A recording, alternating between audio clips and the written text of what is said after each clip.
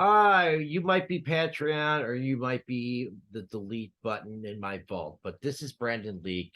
This is how you really What is your name? use My name spoken is Brandon word. Leake. Hi, Brandon Leake. And where are you from, Brandon? I am from a small little city called Stockton, California. Stockton, California. And what do you do for a living? For a living, I work at a high school and a college, but I also run poetry workshops with youth in my city. Well, that's wonderful. Yeah. I don't really understand poetry, I'm going to be honest with you. I'm a great intro for you. So tonight's Okay. Also, I am not. I hated spoken word until I heard Brandon as well. poem is it something Hate's you a big wrote? word. Oh, I only perform stuff that I write. Never be able to perform anything else. And what is it? What is this one about? So tonight's poem is actually an ode to my sister. Are you close to your sister? Very much. She's here with me now. Oh, she's backstage? Kind of. Well, we already love you. Make us love your poem. Beautiful. I got you for that. I have two facts for you. One, I'm 6 feet tall. And two, love is the most vulnerable thing one will ever have. And you must learn to hold on to it loosely, so when it leaves, it won't exit so painfully. On July 14th, 1996, an angel was brought to this earth. Her name, Danielle Marie Gibson, but I only know her as Puff. Her smile is as wide as the universe. Her eyes, they glimmer like the stars. She is my world and my sister. I, just 4 years old at the time, learned what it meant to love selflessly, for on days in which my strength was but knee-high, seeing her smiling face would make my soul fly. But on March 23rd, 1997, I've been ground-bound because she left Earth to go back home amongst the stars, right next to God, but I was left here to manufacture wings out of tears and broken dreams, yet I'm still haunted by these nightmares because I have a really creative mind. And sometimes it designs these alternate realities where she is still here, still alive, and all the things I wish we could have done are played again and again and again, and I'm tired of playing God because I gotta come to terms with the fact that my sister ain't never coming back. And that's the cost of love. Caring for someone so much that you can't imagine living life without them. Staring at a grave like, how about I trade my 6 feet for yours, but that's not real. Wow. And I know I said earlier to hold on to love loosely, so when it leaves, it won't exit so painfully. But if this pain and these memories are all that I got left of you, I won't never regret these scars from just trying to hold on to you.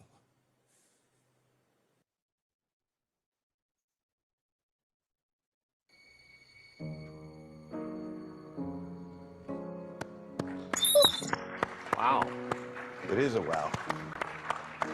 Flowers cross the sea, memories are what they used Gosh. to be. You're tearing up. My brother passed away the same Oh. year your sister passed away. Oh my gosh. I can feel your pain. I know what this is. I know what it is to have somebody that's how taken you from you without Bring you people knowing. in. But it was very beautiful for me. Thank you. What an amazing tribute. There's something very, very special about you. Thank you. Really. This is a very difficult thing for me to judge. I shouldn't be judging it. I just want to compliment you on what you just did because it Go with your was feelings, son. extraordinary. Thank you so much. Really? So much. Well, it's amazing to me that on season 15, it's the first time that we're hearing somebody of spoken word. There was something more raw in the way it's like singing and talking and just being a human a cappella. No music, no nothing, just a raw heart beating in front of us. We feel your pain, we feel your love, and you moved me to do this. They speak of a better place. They speak of kingdom. Alex, that's a golden buzzer. I'm just kidding. Wow. You know now. They speak of freedom. Freedom and marching drums. Freedom and watch his second performance. I tried to. Hold on. I'm gonna let my dog out of the room because he's like, Okay. hold on.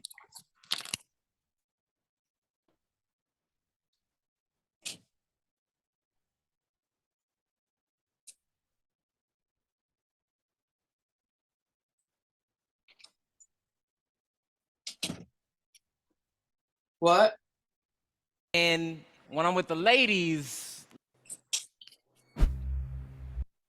So COVID hit, and so there was no crowd, and I think it actually helped his performances. This is his second one. when I'm up here on stage, they call me Brandon. When I'm with my homies, they call me B, and when I'm with the ladies, let's just say they call me Taken because I'm already happily spoken for. But when I'm back at home, my mama, she called me Pookie.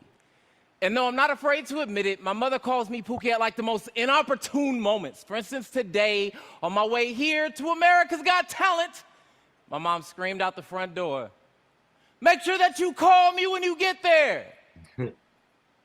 Pookie. And like, I get why my mother says it out of courtesy, but to be real, I don't understand why my mom's so concerned with my safety, praying for me as I leave the house on a daily, because I'm just a young man who has faith in Jesus. The same way that stars have faith that space will protect them from this galactic bully we call gravity, who longs to turn their stardust splendid spectacle for passerbyers to watch in awe of its depth. So yes, I never really understood the issue. And then I went on Facebook, and I realized that my mama loved me the same way every mother loved their son, fearfully. Because normally, death don't really bother me. I mean, I'm from Southside Stockton. I'm all too familiar with how some family reunions only ever take place on graveyard grass, and how a hole can be a safe haven for a soul in this mortal game of hide and go seek. But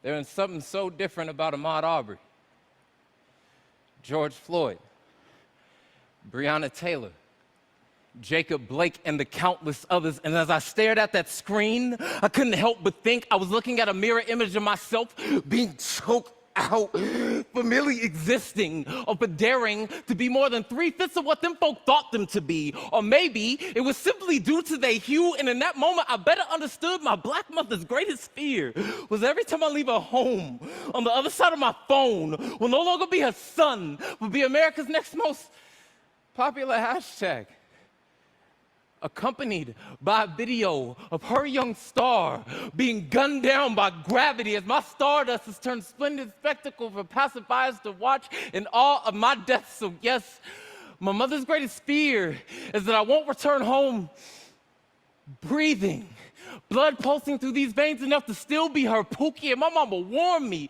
"Son, don't you dare get caught at the wrong place at the wrong time with that wrong colored skin, because those 3 strikes, they lead to pine box convictions, and I need you to return home my Pookie again." So dear Mom,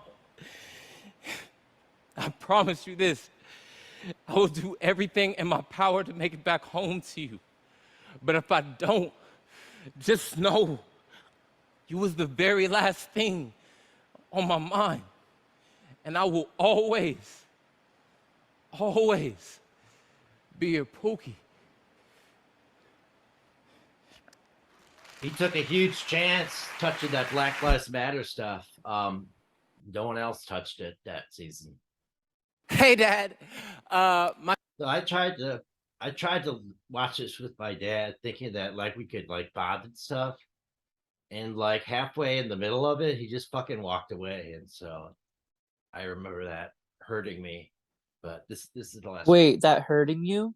Yeah, because I was trying to bond with him over this, and he just walked away like halfway during Like it. you got bored?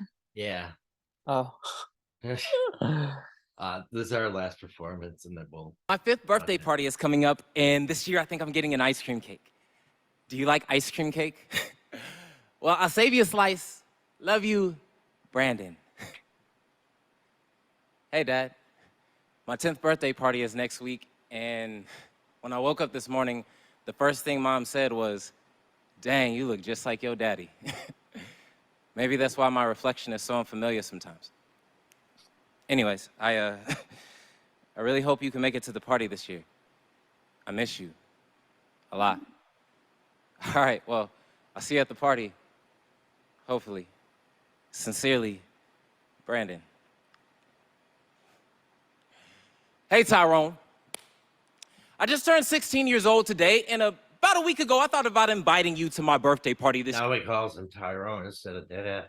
year, because all the kids at school always ask, are you gonna make it? And I always end up telling them that you're out of town.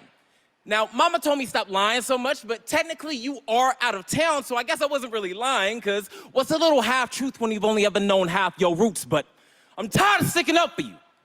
I'm tired of all these sleepless nights. I'm tired of coming up with excuses for your absence. I'm tired of trying to reform my self-image into something that you would consider to be beautiful. I'm tired of trying to earn the title of being called your son as if it wasn't my birthright. So you know what, Dad, or Tyrone, whoever the hell you are, I'm done.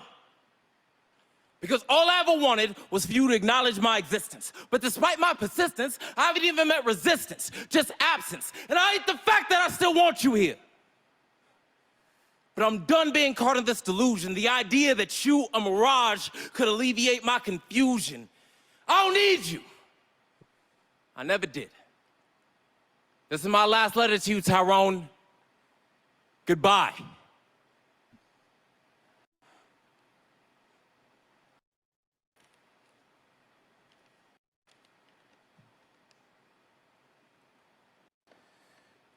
Dear Tyrone, for 25 years I cried into pillow sheets wondering why you left me. Wondering what I could have done to have earned your love or how I pushed you so far away. Your absence, like a flame, found home in the kindling of my insecurities, and my mind became a wildfire. And as I ascended in age, my sorrow turned to rage, because I wanted to move on, but I simply couldn't turn the page. Or I didn't want to, because somehow being angry with you still made me feel close to you.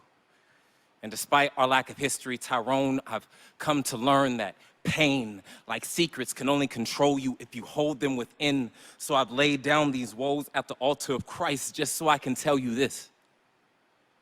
I forgive you. I forgive you.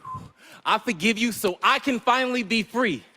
No longer shackled to my misery, because this situation is so much bigger than you and me. This right here is generational healing, because I'm getting married soon. And I want our first chapter together to be started off on the right page with you by my side as I marry my bride, because Tyrone, for the first time ever, I can honestly say, I love you. And I actually mean it, so will you be there for my biggest day ever? Sincerely, your son, Brandon.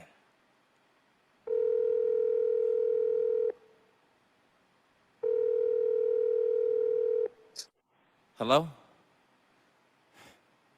Hey, Tyrone. I got something I'd like to read to you. So guess when Yes. Tyrone decided to be part of Brandon's life? When he 21. exactly.